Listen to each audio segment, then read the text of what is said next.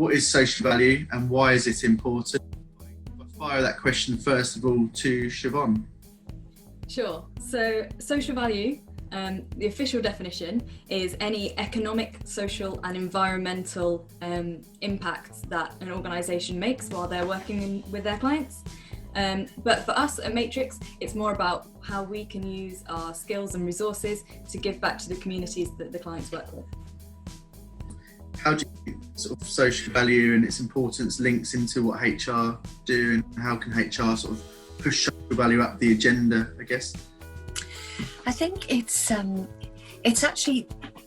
thinking, Chris, about social value as a particular topic in its own right. I mean, adding on to what Siobhan and Moira has said, a really helpful way to think about public service organisations is that they are social purpose organisations. And if you're thinking about being purposeful, then you are all about adding value. And from the perspective of HR and OD, one of our core reasons to be it is how do we equip our workforce to be able to deliver the best possible services we can to our broader communities. Now, we don't articulate that as social value, but it clearly is social value. So I think it is really helpful to think about some of the language we use as a profession in working with our colleagues, because we need to understand what social value means to our organisation so that we can help support and sustain our workforce. So that's the perspective I take on it anyway. Yeah, I definitely agree with you. I think lots of companies don't even realise that they are doing social value. Absolutely. So I think recognising it and making the terminology a bit more widespread would definitely have a benefit. How would the panel sort of suggest that other local authorities, public bodies start to work with their partners to deliver better social outcomes, social value outcomes? Siobhan, should I start with you and I'll work through? Yeah, sure.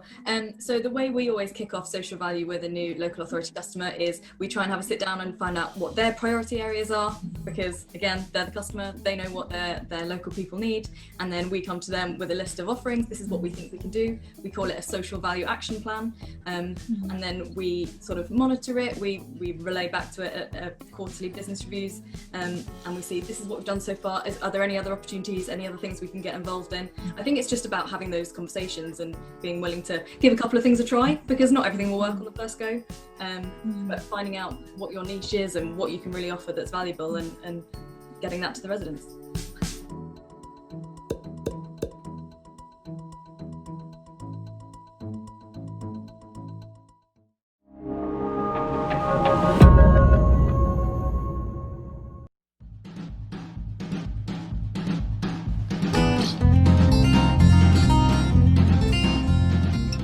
Hi Martin, would you like to introduce yourself? Yeah, hi Paul. I'm Martin Eves and I am the Group People and Digital Change Director for the CoreServe Group. Okay, and what kind of problems, from an HR perspective, of the CoreServe Group been suffering with?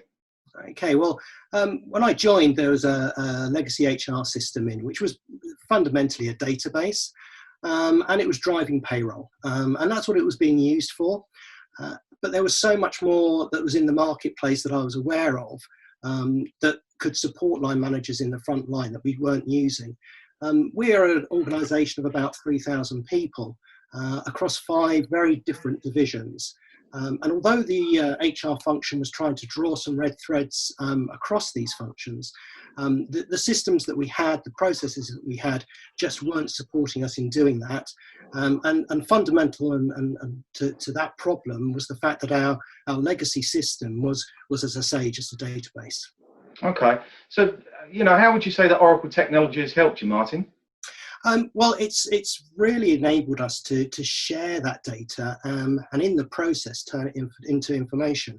So for example, we with the dashboards that the Oracle Cloud have given us in our implementation, we are now giving line managers access to their information and their data that they never had before.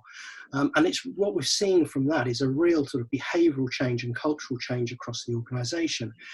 So, for example, on a dashboard, we have absence trackers, we have recruitment trackers, we have goal and target trackers. which are in a hierarchy, which means as a divisional manager, I can see it across my whole division, but then every line manager can see the subsets below, and they can go in daily, weekly, and have a look at their dashboard to see where their issues are on a day-by-day, week-by-week basis. And they're loving it. The fact that it's mobile, the fact that they've got it on their phones, their tablets, on their laptops, desktops, they can access this information all the time, and they can see it changing in real time. So as more people set targets and goals, they can see that their line managers are doing what they're being asked to do within the timeframes that they're asking to do it. They can look at the absence rates across different parts of their divisions to see where the challenges are, and then have conversations with those line managers. And those line managers know those conversations are coming because they've got the data themselves and the information themselves to understand where their issues are. And we've also put things like overtime into the dashboard, so we can manage overtime now in a much more coherent manner, understanding where it's being used and whether it's being used correctly or not, and having those conversations. So by bringing in Oracle Cloud, we have a totally different conversation taking place, and I've really seen the line managers engage with it. It's almost like they've got themselves a new app, something new to play with, because it's so easy to use, and it's almost tactile. That they're wanting to take a look to make sure that that they've got good results, and that they've got something that they can then have that conversation with their superiors about in a proud and positive manner. Brilliant, great stuff. Thank you very much, Martin.